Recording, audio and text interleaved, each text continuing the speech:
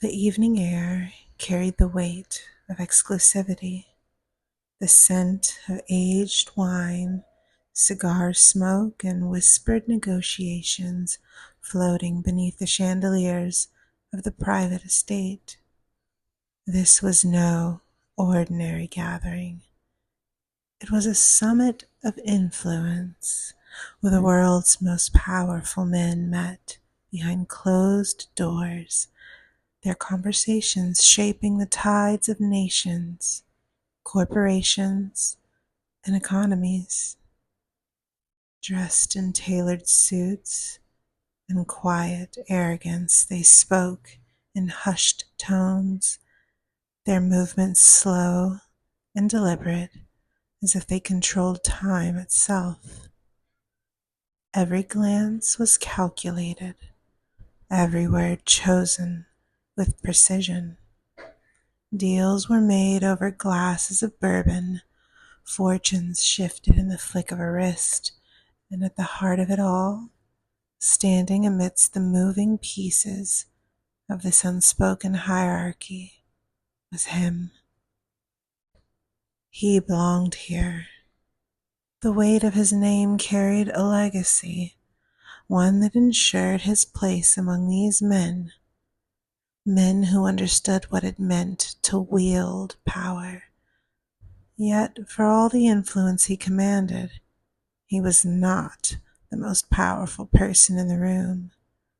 Not tonight, because she was here.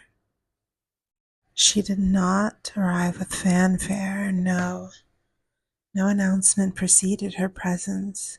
She did not need such things. She simply was, slipping seamlessly into the gathering, unnoticed at first, but that was her design. Cersei moved like a ripple in still water, gliding through the space in a dress that clung to her like silk spun from shadows. She was untouchable, her presence both commanding and elusive. Men who prided themselves on reading a room suddenly found themselves second-guessing whether they had even noticed her arrival. But he noticed. She was behind him before he could register it, a presence at his back, close enough that he felt the whisper of her breath against his skin. A thrill crawled up his spine before he could suppress it.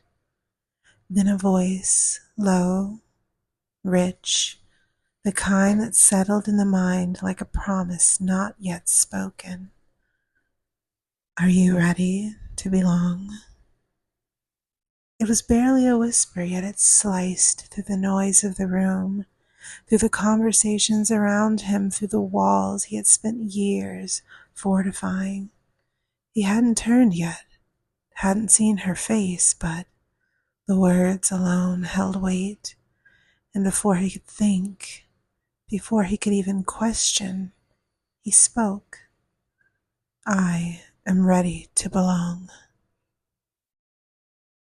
A breath, a silence, and then a chuckle, soft, pleased. "Good boy." His lips parted as realization set in. Too late. Far too late. His body had already responded before his mind had caught up.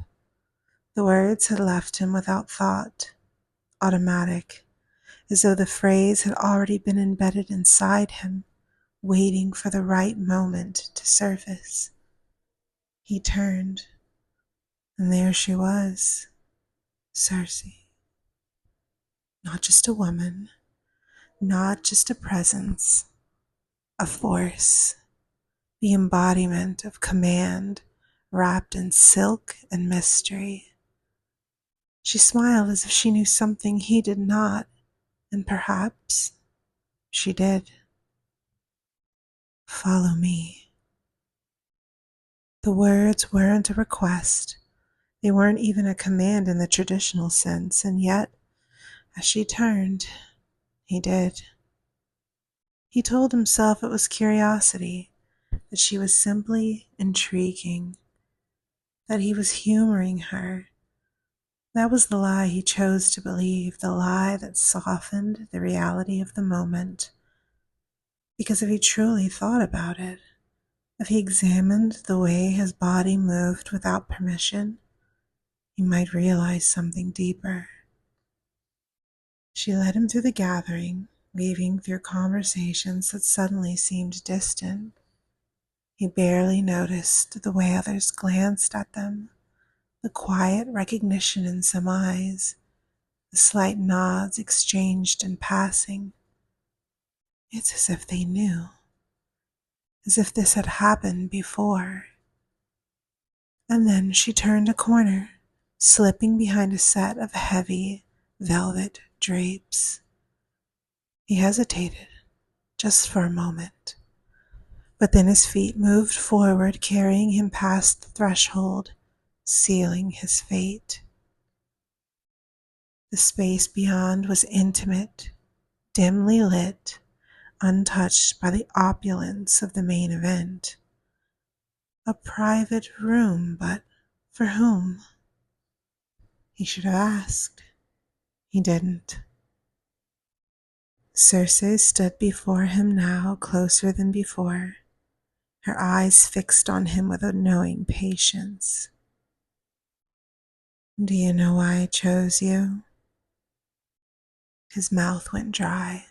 He didn't answer. She took a step closer. Do you know what happens next? His breath hitched. The air in the room felt different now, thicker, heavy with something he couldn't name. No, he admitted. Good, she murmured, tilting her head slightly. I like when they don't know.